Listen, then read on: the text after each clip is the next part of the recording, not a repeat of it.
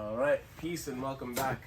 This is now our official conclusive statements and our last segment of this year's Black History Month Showcase, Introduction to Nile Valley Civilization. This has been awesome, it's been fun, it's been challenging, and this has been a very big growing experience for me. So what I want to do is take a handful of last three bonus topics, condense them into one, and give you one last profound scholarly presentation and leave you with a pretty big premise. And we're going to wrap it up for this season, and we'll see you in season 2. As I mentioned, what I'm going to be looking at is the introduction of monotheism into Hebrew culture. We're going to be looking at the Exodus, and we are going to be looking at the numerous invasions of ancient Egypt, particularly and starting with the invasion of the Hyksos in the 17th century BC. And then we are going to be moving forward into the 14th century and then the 12th century BC, and taking a very good look at the sequences of events that led up to this the narrative of the Exodus. And then we'll leave it there, and we'll leave it there. So, as I have been doing this whole time, I'm going to open and leave you all with another quote, this time from Webb Dubois. This quote is profound, so once again, listen up. I believe in God, who made of one blood all nations on earth to dwell. I believe that all men, black and brown and white and brothers, varying through time and opportunity, in form and gift and feature, but differing in no essential particular, and alike in soul and the possibility of infinite development. So, as I'm expounding on Black African culture and African history, this is going out to all of my kinfolk and all of my brothers, my white, Asian, Arab, Indian brothers. This is human history. It's not just my history. Okay, so on that note, we're going to open up with a few statements and excerpts out of Anthony T. Browder's Nile Valley Contributions to Civilization. And before, just like we did with Mesopotamia and the Anu of the Nile Valley, before we get into talking of the invasion of the Hyksos, we have to identify 1, who are the Hyksos, and 2, where they come from. Okay, so to do that, we are going to look at page 66 in this book. What we read on page 66 is that the Hyksos were foreigners from Palestine and surrounding areas who immigrated into Lower Kemet and gradually seized control. You then go on to read that the word Hyksos is of Kemetic origin and indeed means chieftains of foreign countries. Historians have given credit to the Hyksos with the introduction of the horse and chariot into Lower Kemet, but it is important to note that this foreign conquest that was totally destructive and that had no architecture or literature, nor produced during the period that Kemet was under siege. Alright, so that expounds as to who the Hyksos are. They were foreigners from Palestine and surrounding areas that made their way into Lower Egypt. Now, we're going to shut the lights off for the last time, and we're going to give you the visuals. We're going to follow along in history and look at what sequence of events led the Hyksos into becoming inhabitants and permanent inhabitants into Egypt. Alright, lights off. Let's go. Alright, here we are, page 209 of Sheikh Anta Diop's African Origin of Civilization. We last left off discussing the Hyksos, and here we will pick up. At the top of the page you will read, the 12th dynasty fully established the triumph and administrative centralization. Suddenly, Egypt was invaded by new Asiatic hordes, the Hyksos, in between 730 to 1580 BC. They presumably introduced war chariots and the horse into the country. In reality, they only occupied the eastern region of the Delta, with Avaris as their capital. Their barbarism was indescribable. The Theban kings continued to reign in Upper Egypt, where royalty again found asylum. Now, in conclusion, during the reign of the Hyksos ruler Apophis, hostilities erupted between the Semitic Aryan invaders and the Black Dynasty of Upper Egypt, which represented the Egyptian people's determination to liberate the nation. Alright, so a few things we just mentioned. We mentioned once again the Hyksos, and I will show you a depiction of just these individuals. This is a depiction out of Anthony T. Browder's Nile Valley Contributions to Civilization. As we read on the bottom, Western Asiatic immigrants from area that was home to the Hyksos and later the Persians. We also heard of their ruler, Apophis. This is a picture of that man. This was the ruler of the Hyksos. Okay, so in conclusion, to wrap up the invasion of the 17th century, we are going to hop, skip, and jump over to an excerpt out of Chancellor Williams' Destruction of Black Civilization, Great Issues of a Race, and we will read from the top here. Yet, once again, the cycle of disaster returned with the 13th dynasty. Mental pygmies sat on the throne once occupied by giants. Nearly 2 centuries of internal strife and decay followed. Lower Egypt, of course, had quickly become independent again for the 3rd time. This meant an increased and unrestricted flow of Asians into the country. A period of turmoil was also the opportune time for great armed invasions. Among these invaders were the Hyksos, aka the children of Israel. According to the historian Josephus, the invasion of Egypt in 1720 BC was ruthless and aimed at nothing less than the extermination of the Egyptian people and their replacement by the Israelites. They did not succeed in this, but settled down to rule the country as the 13th and 16th dynasties and stayed on as a powerful influence for over 400 years. Now keep in mind that 400 year mark. We're going to go back to that. The important point here is that the Semites poured into Egypt following its conquest by fellow tribesmen, and that this further advanced the Asiatic character of the Egyptians. Hyksos' power was broken during the 18th dynasty, and many were expelled en masse. They returned to Palestine, where they came from, and founded Jerusalem. Okay, so that's pretty much all I need to go into in regards to the Hyksos. As we have just briefly gone into, they were Asiatic immigrants from the area of Palestine and surrounding areas. They migrated into Lower Egypt and forced their way in and tried to commit mass genocide. It didn't work. They were given the boot en masse and they had to go back home to Palestine. Moving on, we now find ourselves in the 14th century, a few centuries after the fact, and we now look at another invasion. Now, on page 118 of African Origin of Civilization, what you read is, according to Lenormand, in the 14th century BC, the white Japhetic Philistines invaded the coast of Canaan.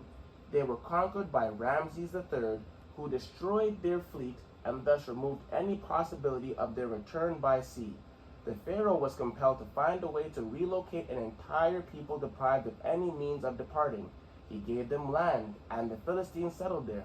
After 2 centuries of development, they destroyed Sidon in the 12th century during the period when Troy, aided by 10,000 Ethiopians sent by the kings of Egypt, was overthrown by the Greeks.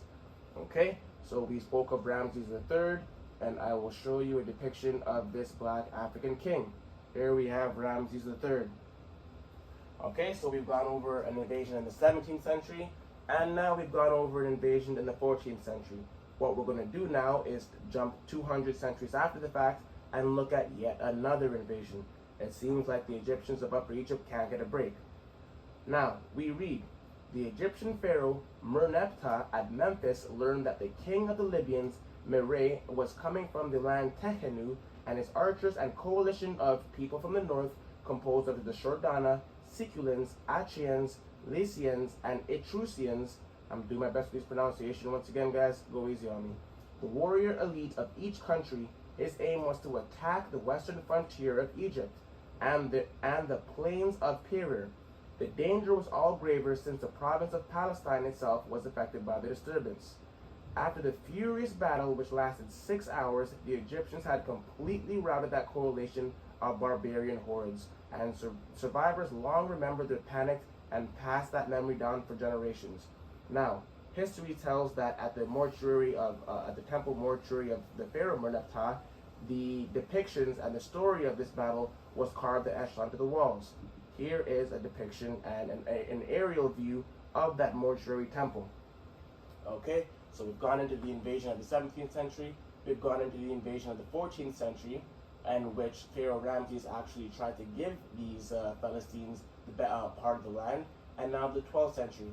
So what we're going to do to conclude this and to transition into world history is we're going to reference the events of the 14th century with a biblical quote in regards to Philistines being given part of the land. Alright, so when you look in the book of Genesis, chapter 47, verses 9 through 11, what do you read? And Jacob said unto Pharaoh, the days of the years of my pilgrimage are 130 years. Few and evil have the days of the years of my life been, and have not attained unto the days of the years of the life of my fathers in the days of their pilgrimage. And Jacob blessed Pharaoh, and went out before Pharaoh. And listen to this, folks. And Joseph placed his father and his brethren, and gave them a possession in the land of Egypt, in the best of the land, in the land of Ramses, and where Pharaoh had commanded. How do I interpret that? As I said, there was an invasion, the invasion was put to rest, and they were not only given a part of the land, but they were given a very good part of the land. But that wasn't good enough, okay? Moving on. When you look into the chronology of the Bible, and in the book of Exodus, what we learn is, and what we read is that the liberation of the people of Israel from slavery in Egypt happened in the 13th century BC. Okay, so that's 1,300 before Common Era. Now watch how numbers tell a story. Now follow me through time. When we hop, skip, and jump into the book of Exodus, chapter 12, verse 40 through 41, what do we read? Now sojourning of the children of Israel who dwelt in Egypt was 430 years. And it came to pass at the end of 430 years, even the self same day it came to pass, that all the hosts of the Lord went out of the land of Egypt. So what does that tell us? That Moses allegedly freed the slaves out of Egypt during the 13th century, the beginning of the 13th century. And what does the book of Exodus tell us? That before they were freed, they were in the land for 430 years. Now let's do the math. 1300 plus 430 equals what? 1730 BC. Is it a coincidence or is it a synchronicity that the Hebrews were said to have arrived in Egypt at the same time that the Hyksos arrived? Are the Hebrews the descendants of the Hyksos? Are the Hebrews the descendants of those who tried to commit mass genocide upon the Egyptians and failed? I don't know. You tell me. Let's talk about it. Now, in conclusion, in regards to the introduction of monotheism into Hebrew culture, we're going to look at Moses. We're going to look at the Ten Commandments and where he got them from. What we're told is that he was given the Ten Commandments on Mount Sinai, and it was ordained by God, and he was to give them to his people. Now, although Mount Sinai is also in Africa, we're not going to talk about that. But what we are going to talk about is this excerpt right here. What we read is that there are many mysteries concerning the historical life of Moses. Most of the important questions concerning the extent of his education in Kemet and his reasons for leaving have yet to be satisfactorily answered. Moses is credited with giving the Hebrews the 10 Commandments, but a close examination of their content reveals that they were derived from the earlier 42 admonitions of Ma'at, also known as the negative confessions, which Moses was exposed to while living in Kemet. There is a growing body of evidence among archaeologists and Old Testament scholars, which has led many to conclude that the Exodus was in fact a mythical event recorded in allegorical form. Okay, very bold statement. However, because of the fact that we've just gone through the chronology of history and are now able to tell without reasonable doubt that the Hebrews were not enslaved in Africa, but they actually were now. Because we're able to see without a shadow of a doubt by looking at the chronology of the historical events of Egypt, we can now say that the Hebrews were not, as we are told, enslaved and put under labor in Egypt, but they ended up in their position as a result of attempted genocides. That, though I would not call that a slave, I would call that a prisoner of war. Okay, so moving forward, we just made a pretty big accusation when it comes to the 42 laws of Ma'at as it relates to the 10 Commandments. So to look into that a little bit deeper and to give some context, what we are going to look at is page 93 out of Now Value Contributions to Civilization in a chapter called The Historical Accomplishments of Kemet. We're almost done. Sit tight. When one thinks of the 10 Commandments, an association is automatically made with Moses, the lawgiver. But we must ask ourselves, who was Moses and where did he acquire the laws that he gave? We are told that Moses is credited with the declaration and dissemination of monotheism, and we are also told that he was raised and educated in Egypt. Exodus 2:9-10 states that the Pharaoh's daughter said unto her, Take this child away and nurse it for me. And the child grew, and she brought him unto Pharaoh's daughter, and he became her son. And she called his name Moses, and she said, Because I drew him out of the water. The infant Moses had been placed in an ark among the bulrushes by his mother, where he was found by a handmaiden of the king's daughter. We are informed by Budge that the ark of bulrushes was nothing more than a small papyrus boat. Papyrus is a plant which is adored by crocodiles and thus is excellent material for a boat. Papyrus is also a plant which symbolizes Lower Kemet. Acts 7:22 informs us that Moses was learned in all the wisdom of the Egyptians and was mighty in words and deeds. Now, a man by the name of Peter Tompkins, author of Secrets of the Great Pyramid, references Moses is present in ancient Egypt. Now, this is very prominent. I want you to listen carefully. Heliopolis, beyond the Bible, was considered the greatest university in the world. It had existed since much earlier times under the domination of the priests, of whom there were said to be over 13,000 in the time of Ramses III. More than 200 years earlier, Moses was instructed at Heliopolis in all the wisdom of the Egyptians, which included physics, arithmetic, geometry, astronomy, medicine, chemistry, geology, meteorology, as well as music. Moses is said to have been raised in the Pharaoh's household as the grandson of the Pharaoh and to have lived with him in Egypt for 40 years. John Jackson, in his book Age of the Gold and Silver, suggests that Moses was indeed educated as a young priest and received his theological education at the temple of Heliopolis, where he was a disciple of Akhenaten. Akhenaten was the pharaoh who broke with the long-standing Kemetic religious tradition of acknowledging the Neteru, and which are the many different aspects of God through different personifications or zoomorphic representations, and focused the nation's attention on a singular personification of God whom he worshipped as Atum. So what do we learn here? That not only was Moses raised in Egypt, he was also directly under the stewardship of the particular pharaoh who was the author of monotheism, Akhenaten, and he was also exposed to the 42 laws of Ma'at, in which the 10 Commandments are virtually a part of. Very bold statement, so we will pull up the excerpt here and we will go into that. Okay, here we are at page 91. The statements uttered by the deceased as he stood before the Neteru were called the Declarations of Innocence or Admonitions of Ma'at. These 42 laws by which the person was to have lived his life and standard by which he would be measured at the time of judgment. They are referred to in Bulger's transition of the Book of the Dead as the negative confessions, and they go as followed. Now, for interest of time, I'm not going to go through and read all the 42 Declarations of Innocence. It's unnecessary. If you guys are interested enough, it's a Google search away. Do your research, okay? What I will do is I will transfer over to this next page, and I will read this last excerpt for you. Akhenaten's religious conversion was not accepted by the established priesthood, and after his death, Moses led a group of heretics out of Kemet and re-established this new religious doctrine in Palestine. Jackson, Dr. Ben, and other scholars have maintained that not only was Moses' teachings of one God a direct result of his theological training in Kemet, but the 10 Commandments represent less than 1/3 of the original document, the 42 Declarations of Ma'at. Akhenaten's influence on the Old Testament text can be seen in a careful analysis of the similarity between Akhenaten's hymn to the Aten and Psalm 104.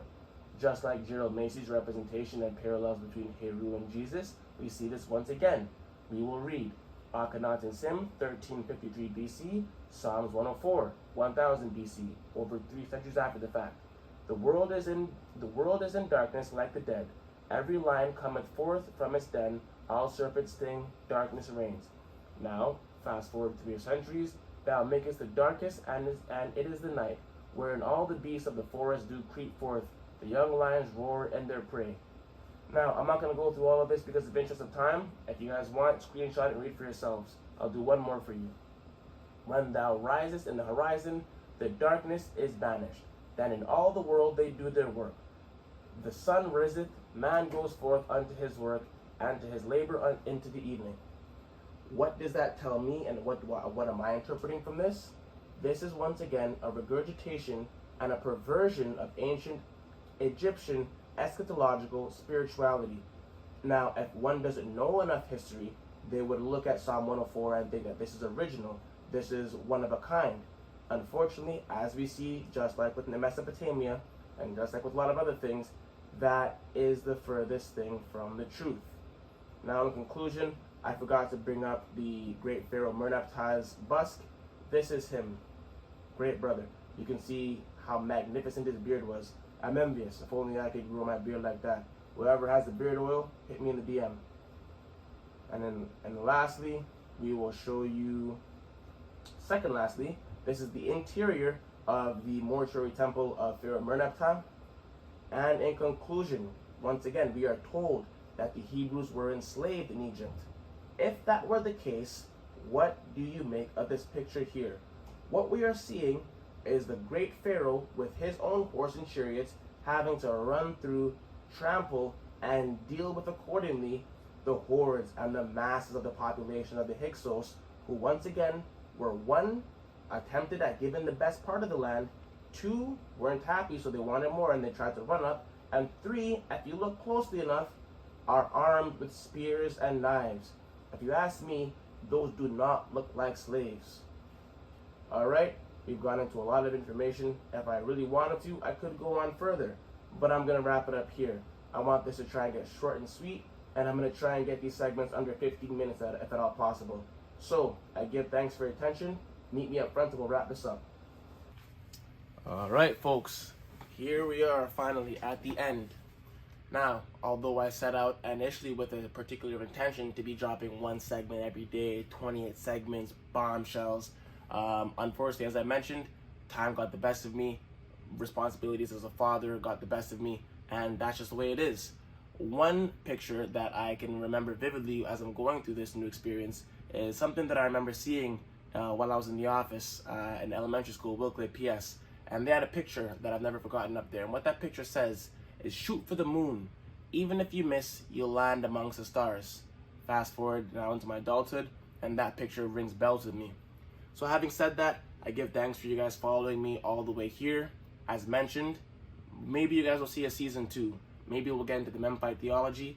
Maybe we'll get into other concepts of pre-dynastic African history. Until now, I think I've given you a lot. I believe I've shared pretty controversial information. However, as you guys can see, I've done my diligence in providing the reasons why I share the things that I do. This is not the most fun thing to do, but as is the case with my job as a plumber, this is a messy job, but somebody's got to do it. I give thanks for you guys once again. I feel free to drop a comment, personal opinions, thoughts, questions, comments, concerns. Until then, once again, this has been fun, and I do this on behalf of the ancestors. Give thanks. Peace. Jah guide and protect we. A Babylon have no mercy. The King of Kings give me strength and life. And some of them are not worthy. Hope it won't be long till we get it right. There's a tunnel, but I see the light. All them nights you were alone trying to get it right. We'll put up a fight.